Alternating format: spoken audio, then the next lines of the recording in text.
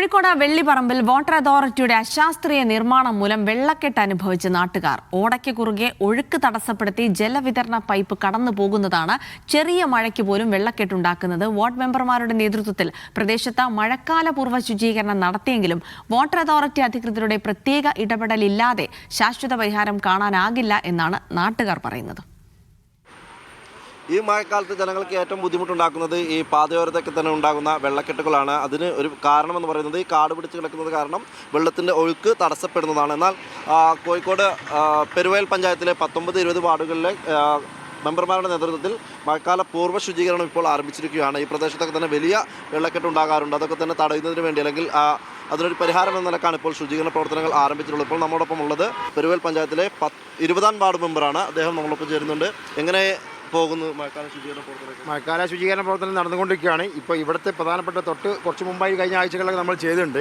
ഇവിടുത്തെ പ്രധാന പ്രശ്നം ഇതാണ്. ഇവിടുത്തെ ഈ വാട്ടർ അതോറിറ്റിൻ്റെ ഒരു ലൈന് ഇതിലെ പോകുന്നുണ്ട്. അപ്പോൾ ഇവിടെ ഡ്രെയിനേജ് സിസ്റ്റം ഇവിടെ വന്നിട്ട് ബ്ലോക്ക് ആവുകയാണ്. ഇപ്പം ഇവിടെ വന്ന് വെള്ളം അടഞ്ഞു കഴിഞ്ഞ് ഈ വെള്ളം ഇവിടുന്ന് റോഡിലേക്ക് പരന്നൊഴുകുന്ന ഒരു അവസ്ഥയാണ്. ഇപ്പോൾ ഒരുപാട് ആളുകളൊക്കെ നടന്നു പോകുന്ന ഒരു സ്ഥലമായതുകൊണ്ട് ഇവിടെ വളരെയധികം പ്രയാസമുണ്ട്. അപ്പോൾ ഇതിന് ശാശ്വതമായിട്ടൊരു ഡ്രെയിനേജ് സിസ്റ്റം 2 ഭാഗങ്ങളിലും മുകളിൽ തൊട്ട് ഇവിടെ തന്നെ ഇറങ്ങി വരുന്ന മെഡിക്കൽ കോളേജ് ഇറങ്ങി വരുന്ന ആ ഭാഗം മുതൽ വേണമെന്നുള്ളതാണ് ഞങ്ങളുടെ അഭിപ്രായം. ഞങ്ങൾ ആ ആവശ്യം അത് ഞങ്ങൾ MLA ഒക്കെ ശ്രദ്ധയിൽപ്പെടുത്തിയിട്ടുണ്ട്. വരും കാലങ്ങളിൽ അത് ചെയ്യുക. അതിന് മുമ്പായി തൽക്കാലം നല്ലൊരു ശാശ്വത പരിഹാരം നിലനിൽക്കാണ് ഞങ്ങളിപ്പോൾ ഈ പ്രവർത്തനം ഇവിടെ നടത്തിയിട്ടുള്ളത്. എത്ര ശുചീകരണ പ്രവർത്തനം നടത്തിയാലും ഇതിപ്പോൾ ഒരു വലിയൊരു ബുദ്ധിമുട്ടായി മാറുന്നുണ്ട്.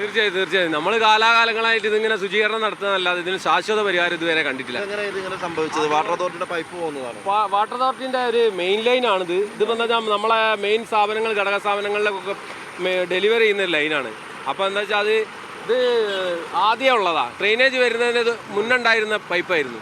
അപ്പോൾ അത് മാറ്റാതെ ഇതിനൊരു പൊസിഷൻ കാണാൻ പറ്റുന്നില്ല. അപ്പോൾ നമ്മൾ വാട്ടർ അതോറിറ്റിയായിട്ട് ബന്ധപ്പെട്ടപ്പോൾ അവർ പറഞ്ഞതെന്ന് വെച്ചാൽ നിങ്ങൾ PWD ആയിട്ട് ബന്ധപ്പെട്ടിട്ട് അതിൻ്റേതായ ഒരു കാര്യങ്ങൾ ചെയ്തോളി എന്നാണ് പറഞ്ഞത്. പക്ഷേ എന്താ വെച്ചാൽ അത് നമ്മളെന്നും എല്ലാ പ്രാവശ്യവും മഴക്കാലപൂർവ്വ ശുചീകരണം എന്നുള്ളൊരു ചെറിയൊരു ഫണ്ട് വെച്ചിട്ട് ഇവിടെ വൃത്തിയാക്കാറാണ്. പക്ഷേ നമ്മൾ ആ ഫണ്ട് തികയൂല.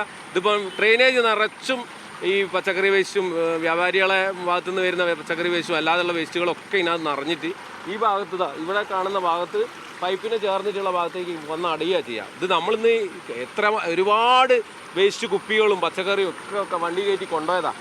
കുഴി വന്നു കഴിഞ്ഞാൽ കോഴിക്കോട് മാവൂർ റോഡാത്. ഈ റോഡിന് പോണവർ ആ കുഴിയിൽ വീണിട്ട് എത്ര ആൾക്കാർ പരിക്ക് പറ്റിയത്. ഇനിയിപ്പോൾ അധികാരികളെ ശ്രദ്ധ ചെയ്യുമ്പോൾ ഒരു വാർഡ് മെമ്പർ വിചാരിച്ചാലോ ഒന്നും ഇത് നടക്കില്ല. ഇത് നല്ല ഒരു പ്രൊജക്റ്റ് വേണം. ഇതിന് 2 ഭാഗം നല്ല സ്വച്ഛതമായ രീതിയിലുള്ള ഡ്രെയിനേജ് സിസ്റ്റം വേണം. അതാണ് അധികാരികളൊന്ന് ഓർമ്മപ്പെടുത്താൻ ദയവായിട്ടുള്ളൊരു അപേക്ഷയാണ്. കുറേ കാലമായിട്ട് ഇത് കണ്ട് മടുത്ത് നിൽക്കുകയാണ് നാട്ടുകാരെന്നുള്ളതൊക്കെ പറയാം. ഏറ്റവും വലിയ പ്രശ്നമെന്ന് പറയുന്നത് സാധാരണ ഓടയ്ക്ക് ഉള്ളിലൂടെയാണ് വാട്ടർ അതോറിറ്റിയുടെ പൈപ്പ് പോകുന്നത്. അതുകൊണ്ട് തന്നെ സ്വാഭാവിക നീരൊഴുക്കിനെ ഇത് തടയുന്നു. അങ്ങനെയാണ് വെള്ളം റോഡിലേക്ക് കയറി വലിയ വെള്ളക്കെട്ടുണ്ടാകുന്നത്. ഏതായാലും അതിനൊരു പരിഹാരം കാണേണ്ടത് വാട്ടർ അതോറിറ്റിയും അതുമായി ബന്ധപ്പെട്ട അധികൃതരുമാണ്. ഇപ്പോൾ വാർഡ് മെമ്പർമാരുടെ നേതൃത്വത്തിൽ നടക്കുന്ന ജനകീയ പ്രവർത്തനങ്ങളാണ്. അത് വെള്ളക്കെട്ട് തടയുന്നതിന് വേണ്ടിയുള്ള പ്രവർത്തനങ്ങൾ പുരോഗമിക്കുകയാണ്. ക്യാമറമാൻ ഷബീർ ഖലീലിനൊപ്പം സലാം മുഹമ്മദ്, മീഡിയ 1 കോഴിക്കോട്.